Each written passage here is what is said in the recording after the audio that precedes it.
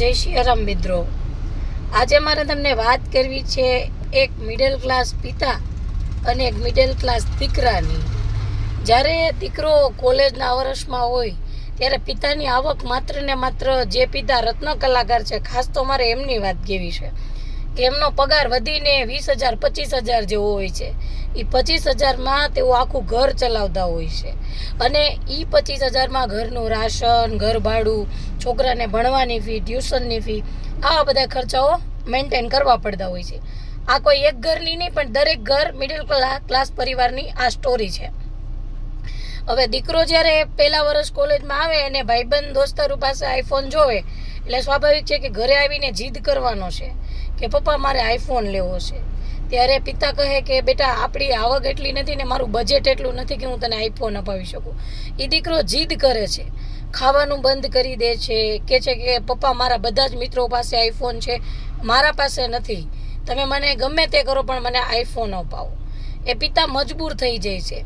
પોતાની દીકરી માટે અથવા તો પરિવાર માટે કરેલી નાની મોટી સેવિંગ્સને તે વાપરી અને દીકરા માટે આઈફોન લાવે છે. ત્યાર પછી દીકરો ફોટા પાડવામાં ને રીલ્સ બનાવવામાં મશગુલ થઈ જાય છે અને ભણવાનું સાઈડ કરી નાખે છે.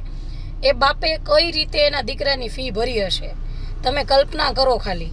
આજના સમયમાં બધા વ્યક્તિઓને સારી મોજ શોખ કરવી છે, સારું વાપરવું છે, સારું ખાવું પીવું છે, પરંતુ પિતાના પૈસે કહેવાય કે શોખ પૂરા ત્યારે કરવા જ્યારે આપ કમાણી હોય. બાપ કમાણીથી સપનાઓ પૂરા ન કરવા જોઈએ, કારણ કે એ એક મજબૂર વ્યક્તિ હોય છે જે તમને તરછોડી પણ નથી શકતો અને તમારા સપનાઓને રગડોળી પણ નથી શકતો. પણ આજના છોકરાઓ નથી સમજતા એમની વાતને, અને જ્યારે એ પિતાને ઘરમાં પોતાની દીકરીનું સગાઈનું લગ્નનું ટેન્શન હોય, બીજી બાજુ મકાનનું, ઘર પોતાનું ન હોય એટલે ભાડા ભરવાનું ટેન્શન હોય, ઘરનું રેશન પાણી આતે, પછી નાના મોટા વ્યવહારો સમાજમાં આચરવાના હોય, હવે એ પિતા શું કરે? તમે વિચાર કરો કે એમની લાચારી કેટલી હદે હશે. પછી તેઓ ટેન્શન ઉપર ટેન્શન લે એટલે એમને મૂંઝારો આવી જાય અને હાર્ટ એટેક આવી જતું હોય છે.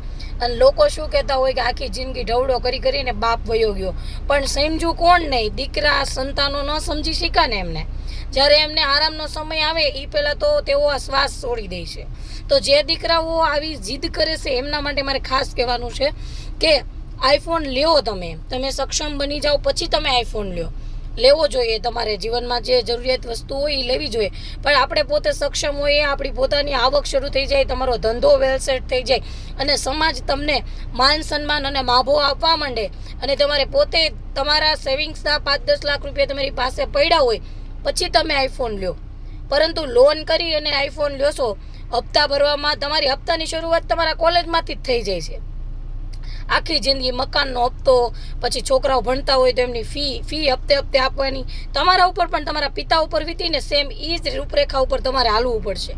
જો તમે બચત નહીં કરો ને તો, અને ખોટા ખર્ચાઓ કરશો ને તો. જીવનમાં ક્યારેય એવા ખર્ચાઓ ન કરવા જોઈએ જેની કોઈ જરૂર જ નથી. જે જરૂરી છે ધંધામાં રોકો, પૈસા ડબલ થઈને આવશે બધા. અને આ વસ્તુ હું તમને સોશિયલ મીડિયાના માધ્યમથી એટલે કહું છું કે હાલ કોઈ તમને સારી સલાહ કોઈ નહીં આપે.